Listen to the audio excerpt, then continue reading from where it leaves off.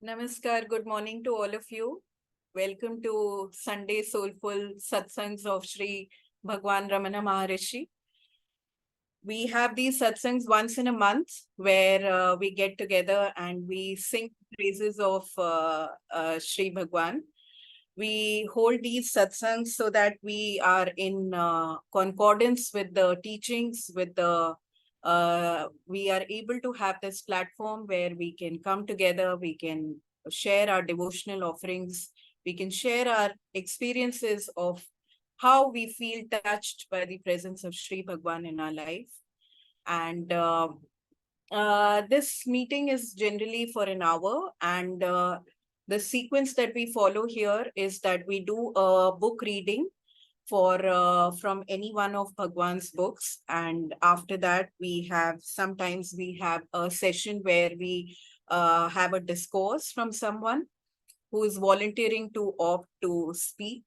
If not, then we have some open house where we allow everybody to share and express their and flow with their emotions and speak about their experiences, read a little, sing, whatever you want to do. This is a free platform for us to, this is by the devotees and for the devotees. So there is also a website called as myramanamaharishi.com, which I curated for Sri Bhagwan in order to for the devotees to come together to be able to enjoy. A lot of database articles are there, blogs are there, and members from all over the world have contributed in terms of their art, in terms of their dances, their classical music.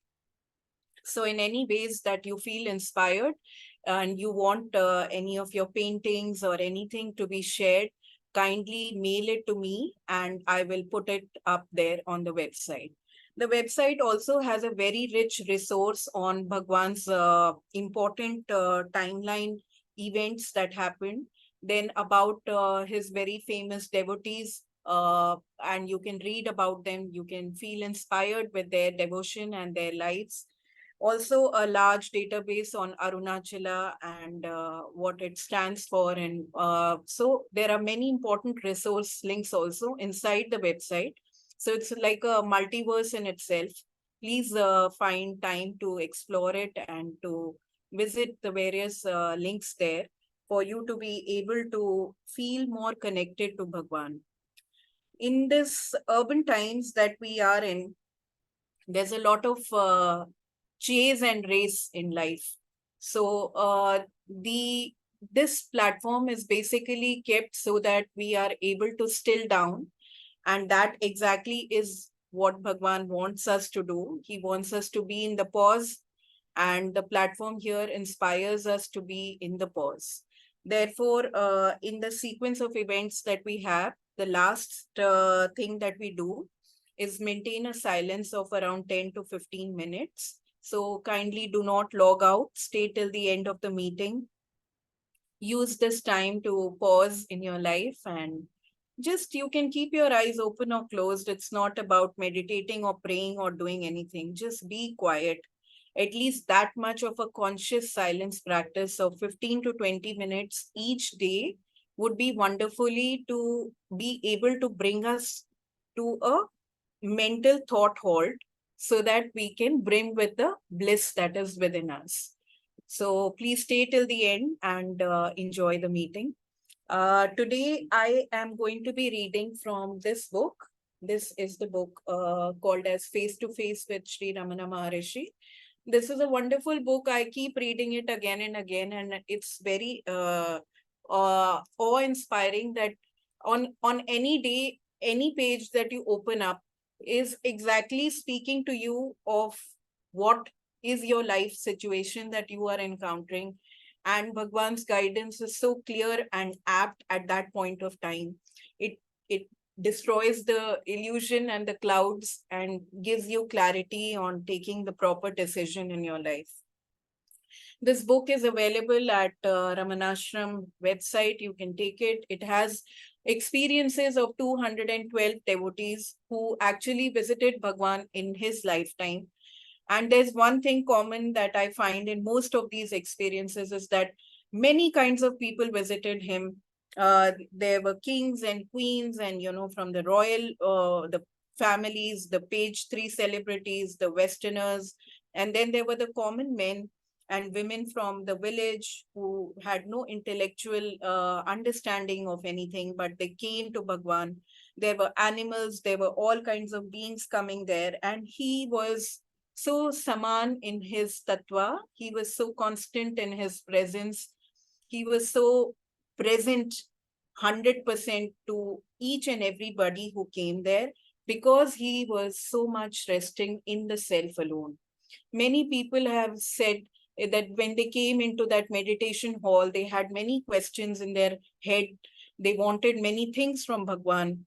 They came with with a list of wanting to understand many deep teachings and intellectual understandings. And when they came, and he gave them a very distant, he always had a very distant look, which was brimming with bliss. So when they saw him, he was like the incarnate Dakshinamurti. And when they saw that just that darshanam was enough for evaporating the mind, so much so that many of them just forgot the questions and why they came there and what do they actually need, or what was the chase for which they landed there. So that's a very, very rare thing about Sri Bhagwan. There have been many saints in our beautiful country, and each of them have had their very unique things. But what I find most unique about Arunachala and Sri Bhagwan is the evacuation of thought, is the it's the stilling of the mind. So that there is an end to the agony of questioning. So let me read from here. Today, I'm going to be reading this very wonderful instance of Robert Adams. I think that those who are connected to Sri Bhagwan would know about him. So this is his experience of how he experiences Bhagwan when he comes to meet him. Robert Adams, an American, had a vision of a small Indian figure appearing at his bedside. He consulted Paramhans Yogananda, who showed him the picture of Sri Ramana, which he recognized as the figure in the dream. He visited Ramanashram and was with Sri Ramana for 3 years, that is 1947 to 50. His book, Silence of the Heart, contains a summary of the Satsangs he held in USA. When 19, I arrived at Bombay on my way to Tiruvannamalai. It was about 8:30 a.m. when I entered the hall. Sri Ramana was on his couch reading the mail. I sat down in front of him. He looked at me and smiled, and I smiled back. There were about 30 persons in the hall. The Maharishi asked me if I had my breakfast. I said, no. He spoke on to the attendant, who came back with 2 giant leaves, one with fruits and one with some porridge and pepper. After I consumed the food, I just lay down on the floor. I was very tired. The Maharishi had arthritis in the legs and could hardly walk at that time. His attendants helped him to get up and he walked out of the room. When he came outside, he said something to his attendant, who mentioned me to come. The Maharishi guided me to a little shack that I might use while I was staying there. He came inside with me. I bet you think we spoke about profound subjects. He asked how my trip was, where I was from, and what had made me come here. Then he said that I should rest, so I lay myself out on the cot and he left. I was awakened at about 5 in the evening by Ramana himself, who had brought food for me. Can you imagine that? We spoke briefly. I ate and slept again. The next morning, I went to the hall. Everybody sat around just watching Ramana. He would go through the mail and at times may read it aloud, talk to some devotees, but his composure never changed. Never did I see elsewhere such compassion and love. Then people started asking questions. His replies were very succinct. They weren't like you read in a book. Apparently, what you read in a book is his reply to 3 or 4 people. They condense it all into one question and answer. People usually asked a question or made a statement. If he agreed, he would nod or say yes. That is it. If he didn't, he would offer an explanation in maybe 1 or 2 sentences. There were Muslims, Catholic priests, and people from many races and nationalities at the ashram. When I was there for a week or so, 2 of his disciples were jokingly arguing about something at a meal. I asked the interpreter what they were talking about. He said, Ramana's couch is covered with lice and he refuses to let us kill them. They climb over his body and legs and he does not care. We want to have the couch fumigated, but he would not let us. Next day, when he went for his morning walk, they sprayed the couch with DDT. On coming back, he smelled the couch, smiled, and jokingly said, Someone has tricked me. He never got angry or mad. I don't think he knew what the words meant. A few days later, there was a German lady who had come to the ashram and had made a donation. She was not happy for some reason and was complaining to Ramana, who just kept silent. I asked the interpreter, What does she want? He told me she wants her donation back and to go back to Germany. When she started arguing with the manager of the ashram, Ramana said in English, Give back her donation and add 50 rupees to it, which was done and she left. This was his nature. He never saw anything wrong. He never took anyone out of his love, no matter what they did. He loved everyone just the same. Ramana used to quote from the scriptures. Jesus and Ramana said basically the same things. Jesus said, The kingdom of heaven is within you. And Ramana said, The self is within you. Search for it and find it and awaken to it. Jesus said, Son, I am with you always, and all that I have is yours. Ramana said, I can never leave you. I am always with you. His compassion never left me. In April 1950, I was in Bangalore to see Papa Ramdas. When informed that Ramana has left his body, I went to Tiruvannamalai.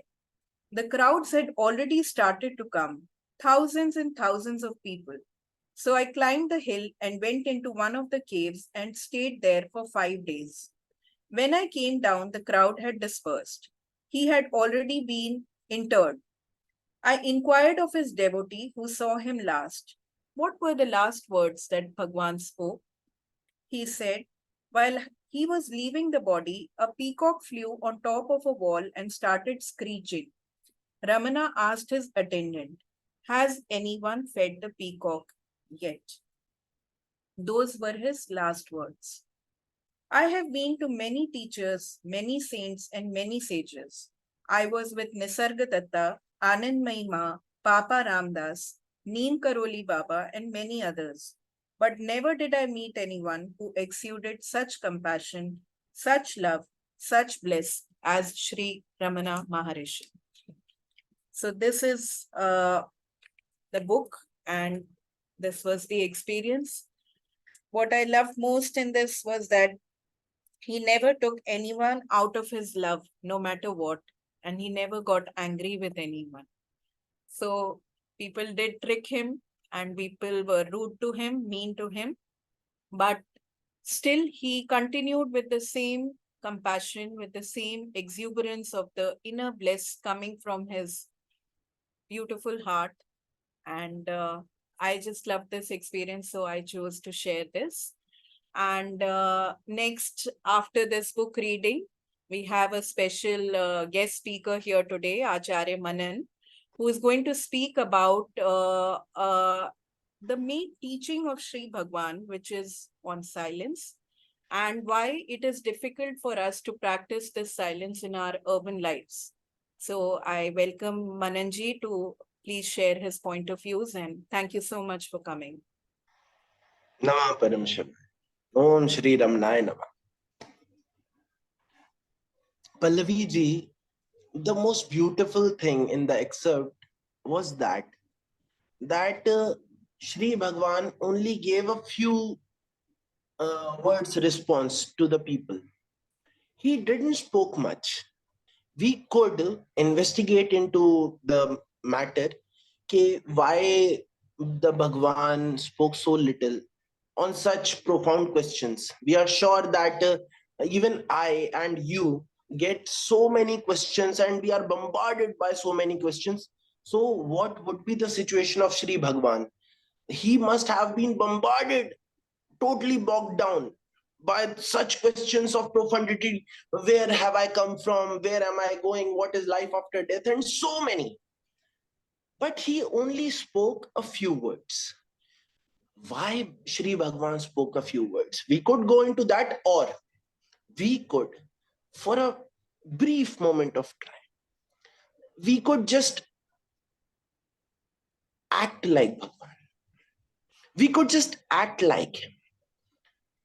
And acting is not something that I have to say the dialogues. You don't have to say the dialogues while acting. You can just sit and just feel it that I am Raman Maharshi. From now onwards, I am Raman Maharshi. And that's it. In the Christian tradition, in the Orthodox Christian tradition, what we have is the mystery of the Eucharist. The mystery of the Eucharist is that when a person is playing the character of Jesus, that person starts behaving like Jesus and that person gives blessings as Jesus. So, what is happening in the world? Is it magic or something? What is exactly happening? Why we can't attain silence? The problem, where is the problem? Okay, where is this silence, this unachievable silence? Where is it? Why can't we access it easily? The reason is that we have a bad habit. And the bad habit is to believe that we have all the words in the world. We do not have all the words in the world. We think from the moment we are born, we think about things like, how am I going to progress in the world? How am I going to attain this or attain that? So our entire mentality becomes the mentality of attaining something, achieving something. We are never content with what we are. We are hankering. We are hankering for a new car. We are hankering for a beautiful boyfriend or girlfriend or spouse. We are hankering for so many things. But why are we hankering in the first place? We are hankering in the first place because we are afraid of ourselves. We are so much afraid of ourselves that even if we are silent for a moment, we take out our phone and start seeing things. Nothing. We switch on the TV. We start reading something. We trick ourselves to have these crutches of words. We trick ourselves. We keep, I have seen people counting while they are walking. I have seen them 1, 2, 3, 4, 5, 6, as if it is not walking, it is a counting competition. What is happening in the world? 1, 2, 3, 4, 5, 6, 7, 8, 9, 10. Are you in the army or what? You are not. You are not at war. First, please understand this. All of you who are listening to this, we are not at war. We are here to explore why we are here. I have read so many things, studied so many systems, but at the end of the day, it is something which I have borrowed from something else. What I have of myself, not my name, not my body, nothing. I have of myself is this knowing that I exist. And this is the most spontaneous knowledge that you have. every other kind of knowledge, no matter religious or irreligious, no matter good or profane, the spontaneous knowledge of I exist. It is there and it is wordless. There is no word about it. You just sit and you know it, that I am. If I am not wrong, I can speculate. I can speculate like hell. I have that freedom. I can speculate. The, the entire world was born out of silence. As Sri Veda says, the world was born out of the Vedic Purusha. And the Vedic Purusha is the only being in the entire universe. The Vedic Purusha. And that Vedic Purusha is alone. With whom will he talk? With whom? He has not gone mad like ourselves. We talk to ourselves, but he can't. He is the most knowledgeable of them all. So we are born out of silence. We are that Vedic Purusha expressing itself. We are born out of silence. And in silence, we grow in the womb of our mothers. In silence, when we are born, we sleep. In deep sleep, we are again in silence. We come back and we feel afresh, alive, full of energy, full of enthusiasm.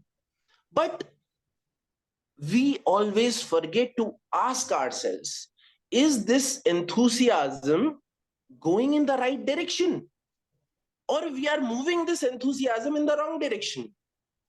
The world was not created to be this hodgepodge of words. The world was created to be the paradise itself, the paradise for the Purusha. The world was created for that. But what do? We trick ourselves because we don't know what we are. And it is the nature of man to run away from that which we don't know. We don't know ourselves, hence we run away from it, and hence the crutches of words. So what Raman did, what Bhagwan Raman did, he used the crutches of words to take away your crutches.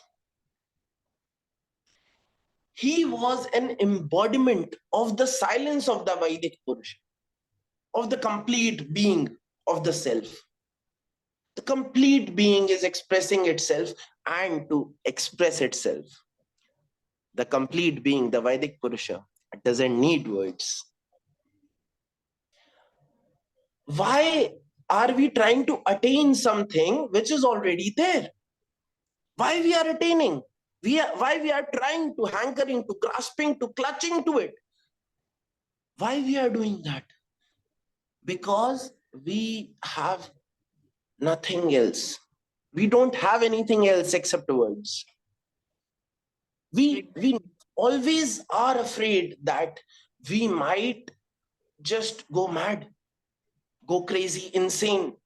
And that is what happens. I have seen people in utter frustration, and I have seen people in utter contentment. The problem lies between these two poles. The words lie between these two poles. If you are frustrated, there is no word. You are just sitting there silently. Oh, my world has burned to shreds. And when there is contentment, you are again silent. So silence is your basic nature. You cannot attain it. Like if someone says, okay, Manan, you attain life. How can I attain life? I am already alive. Can't you see, you idiot? Just like that. We have this silence. We are this silence. And when the silence inside us grows, all the words shine much more brightly. In, I think, the Ali alayhi salam has said this, that in the darkest of nights, the stars shine bright. So Let your thoughts be there. Don't meddle with them. Don't try to suppress them, compress them, repress them. Just let them be there. Okay. The words, the thoughts, the memories, the imaginations, that's great. Let them be there. And you just watch them with so much enthusiasm that they are just like a movie going on. Like stars. You can't do anything about the stars, right? You can't do anything about it. You can at most close your eyes and go to sleep. But if you just see the stars slowly, steadily, gradually, the stars will start shining into you. Your thoughts are making your life a mess. But if you just see them silently, you will notice that those thoughts, the train of thoughts, is not a continuous train. It has spaces between it. That's why, thank you, Pallaviji, for the mala. That's why in the mala, we have these small spaces. Can you see? These small spaces. When you do the mala jap, it is not the moti, it is not the manka which is important. It is not the bead which is important. The space between the bead is important. You don't take any mantra, don't do any mantra, just sit silently and see which thought is coming again and again in your mind. No matter what thought it is, it might be a sexual one because we are sexual creatures. It might be a hateful one. It might be a regretful one.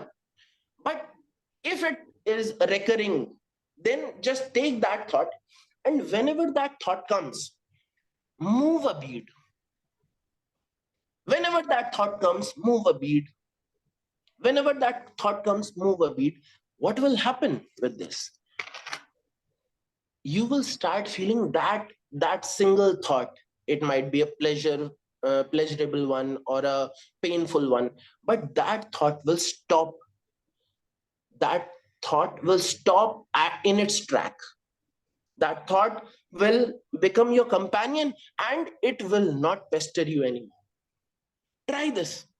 And if you do this again and again, not for long, just for about 30 days, if you keep doing this now, you will see that you are not your thoughts. You are the silence within. You are the enchanted being. You will push through all the walls of thoughts. And then you will realize that there is nothing else to push. Everything is happening all by itself. So that, and the last thing, I'm taking time, but this last thing is important. See, if you can't do this mala thing, do one thing. Very easy. Count with me. 1, 2, 3, 4, 5. Stop. Again. 1, 2, 3, 4, 5. Again.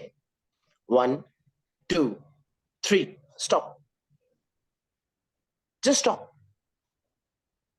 The difference between the 3 and the 4 is the key to Raman, to being Raman, not worshipping. Worshipping is words. Being is true. Yes. So 1, 2, 3, 4. Stop. Enjoy the bloody silence. Thank you so much. It was really an enlightening session, I would say, because it wasn't intellectual and yet it was so deep and profound. Silence indeed is the substratum that we are, and we don't need to attain it. We don't need to strive to do anything to it. We just need to let go of all the projections that are happening in our mind about life. And a conscious way that I'm trying to practice silence is, I don't know how successful I am, but for the past year or so, I've been trying to work on it. That just for a few hours in a day, I do not try to use internet, and I just sit. It's not about, as you said, it's not about worshipping Bhagwan.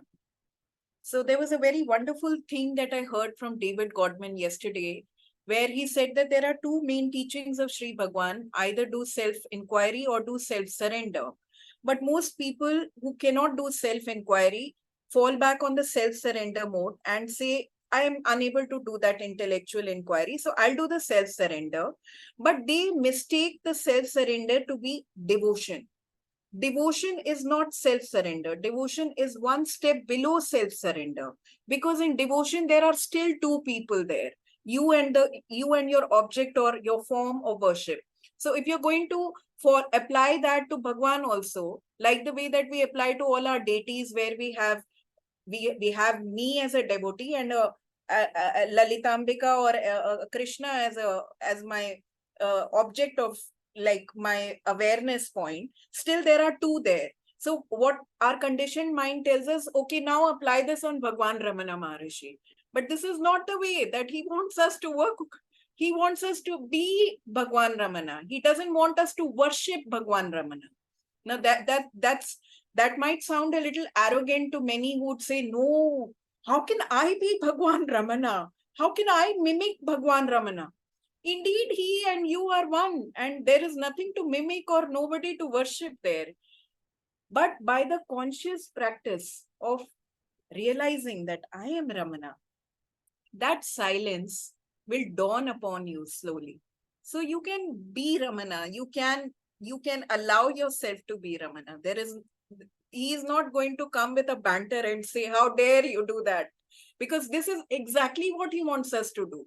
He doesn't want to take one diya and start worshipping him. So self-surrender is not same as devotion, that we in the traditional Indian conditioned mind have to do this and or ritual or offering.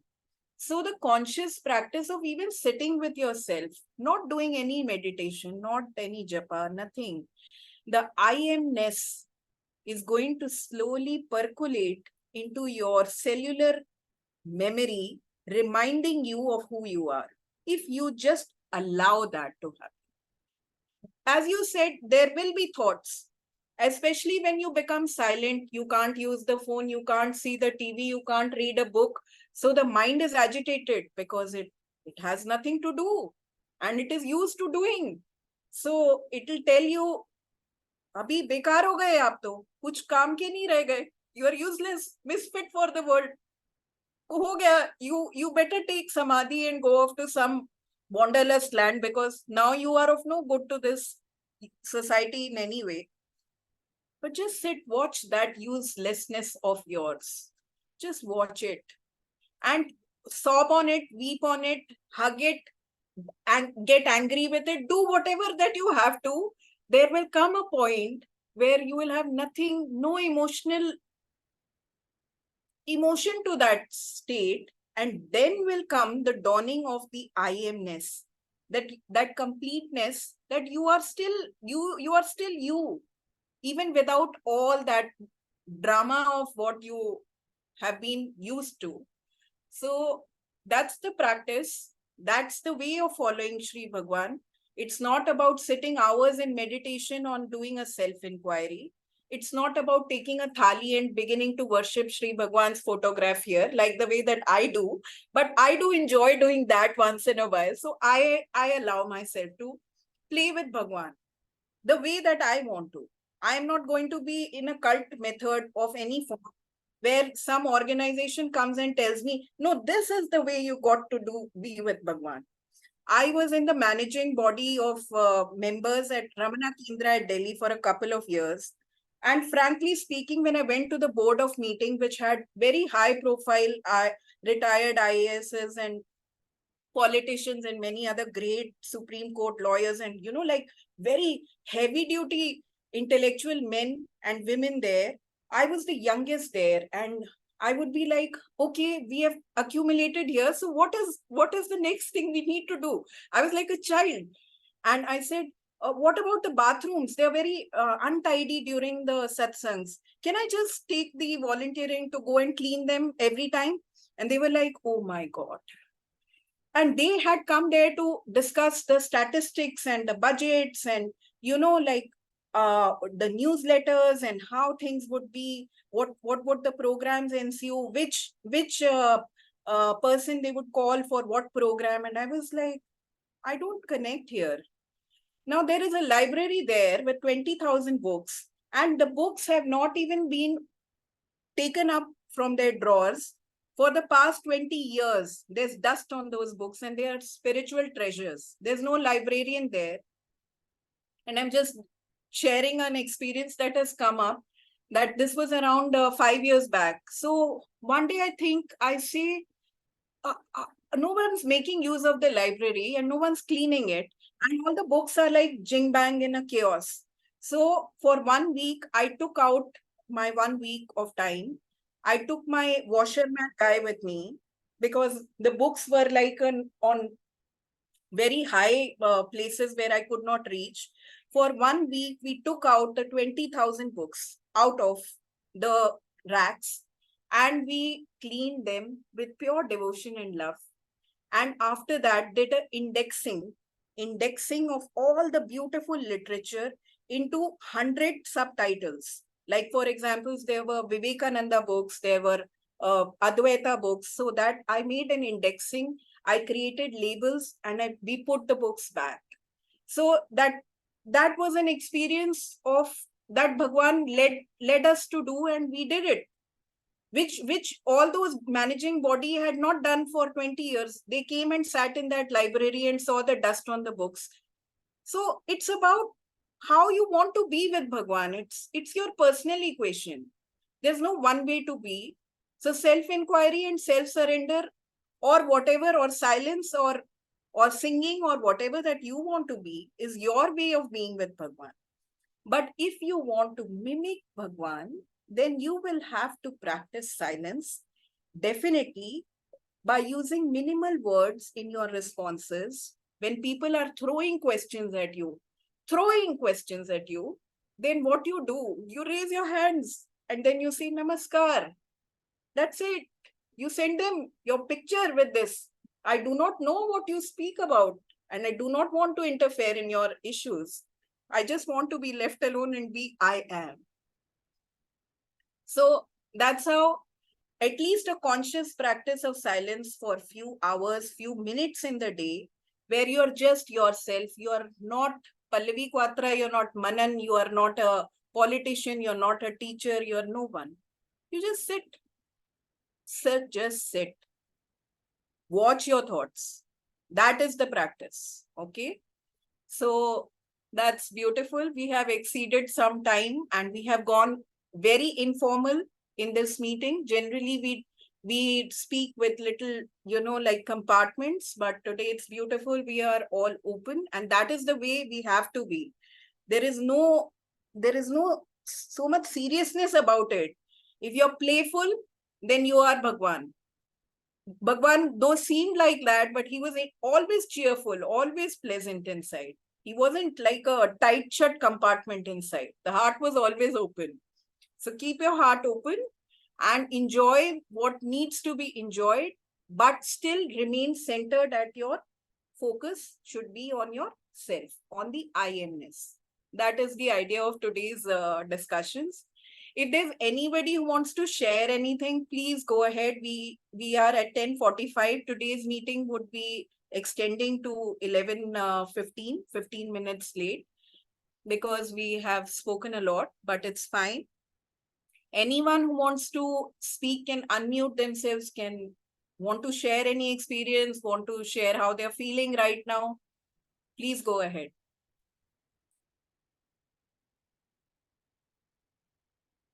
Virender ji, you wanted to share the book, show the book?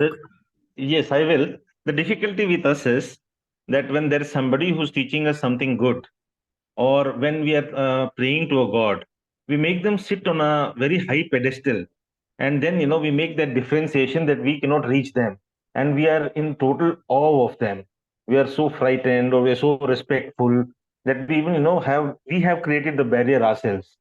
So to be that, to be Bhagwan also, we'll have to break that barrier first that we have created in our mind.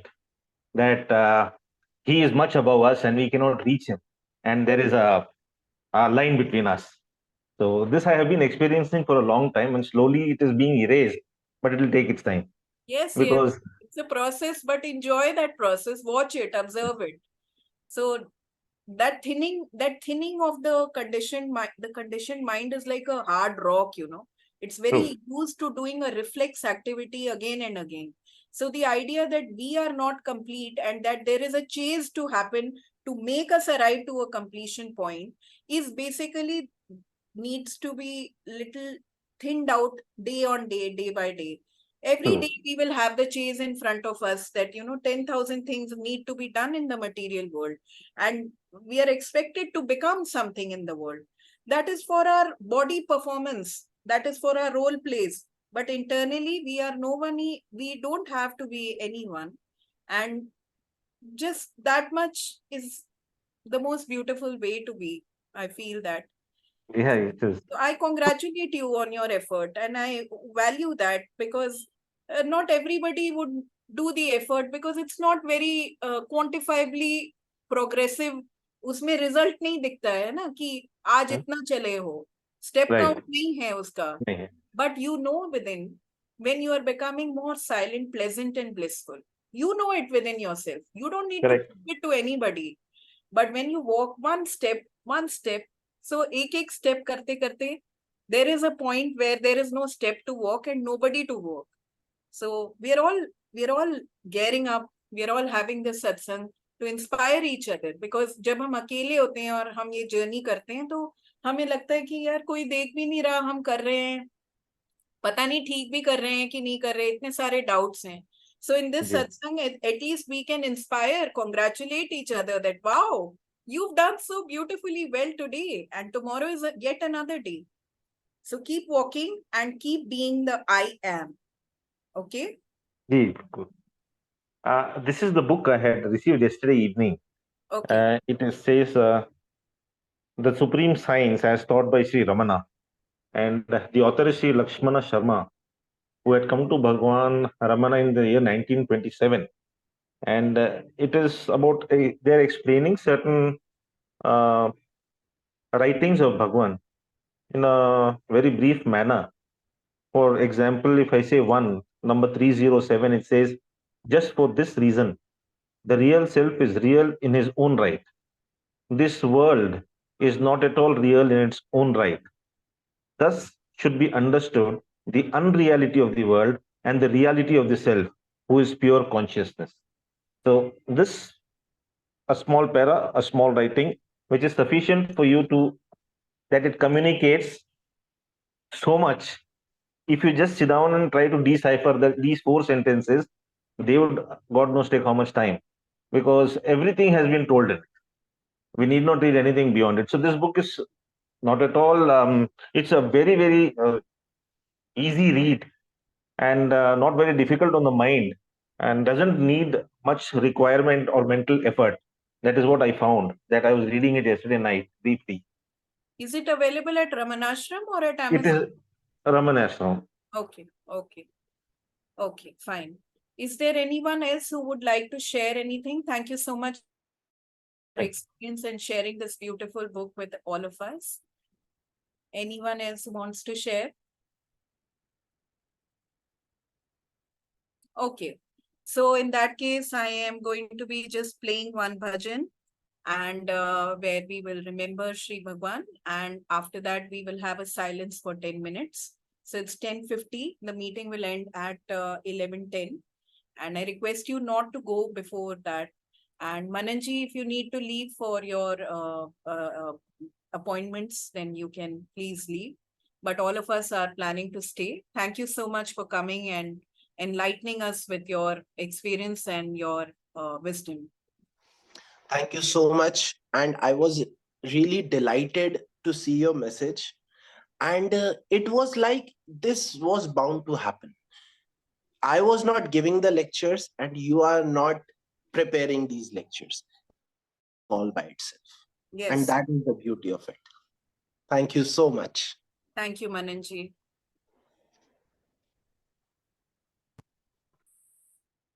Sandeep, is my screen visible? Yeah, it's visible. You can make it full screen. Yes, I've done that.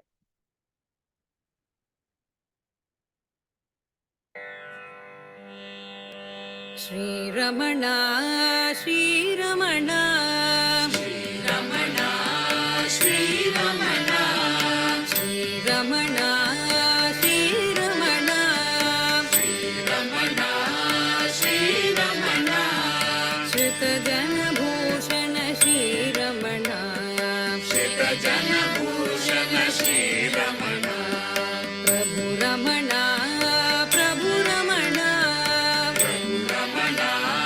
Prabhu Ramana, Prasiddha Kirte Prabhu Ramana, Prasiddha Kirte Prabhu Ramana, Prasanna Murti Prabhu Ramana, Prasanna Murti Prabhu Ramana, Prasanna Murti Prabhu Ramana, Prasanna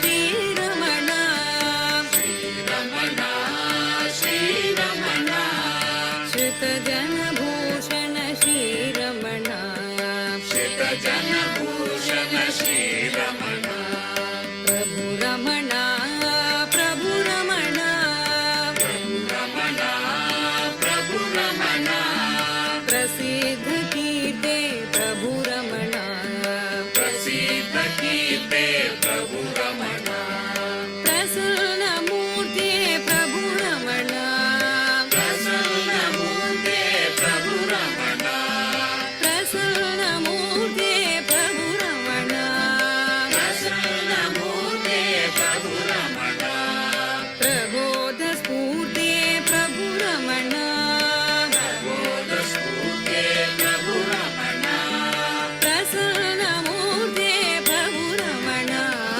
Prasanna Murti Prabhu Ramana, Prabodha Spurti Prabhu Ramana, Prabodha Spurti Prabhu Ramana, Shiva Guru Natha Shree Ramana, Shiva Guru Natha Shree Ramana, Guru Ramana, Guru Ramana, Ramana, Guru Ramana, Guha Swarupa Guru Ramana, Guha Swarupa Guru Ramana, Namo Ramana, Namo Ramana, Ramana, Namo Ramana, Nata Jana Gati Prada Namo Ramana, Nata Jana Gati Prada Namo Ramana, Nava Nava Yauvana Namo Ramana, Nava Nava Yauvana Namo Ramana,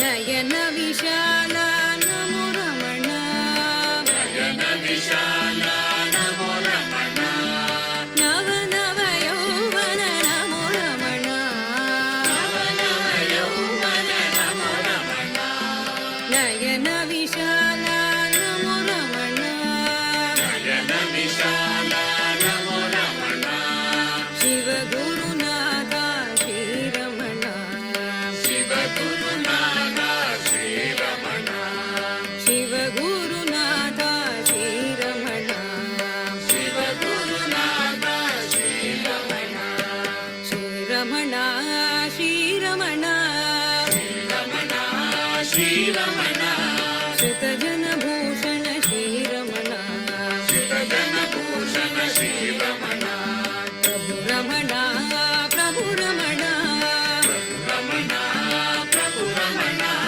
Prasiddha Kirte Prabhu Ramana, Prasiddha Kirte Prabhu Ramana, Prasanna Murti Prabhu Ramana, Prasanna Murti Prabhu Ramana, Prabodha Spurti Prabhu Ramana, Prabodha Spurti Prabhu Ramana, Shiva Guru Natha Shree Ramana, Shiva Guru Natha Shree Ramana, Guru Ramana, Guru Ramana, Guru Ramana, Guru Ramana, Guha Swarupa Guru Ramana, Guha Swarupa Guru Ramana, Namo Ramana,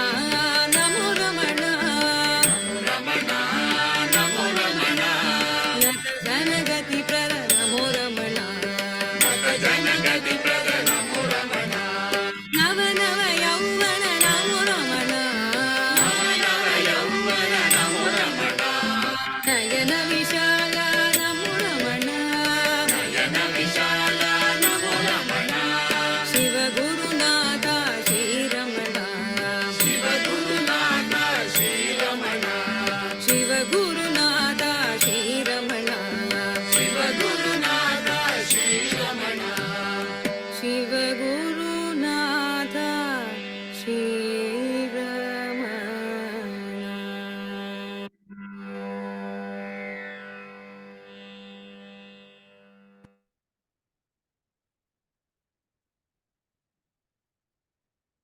I hope you all enjoyed the melodious bhajan. 1 minute, okay? 1 minute. Just give me a moment.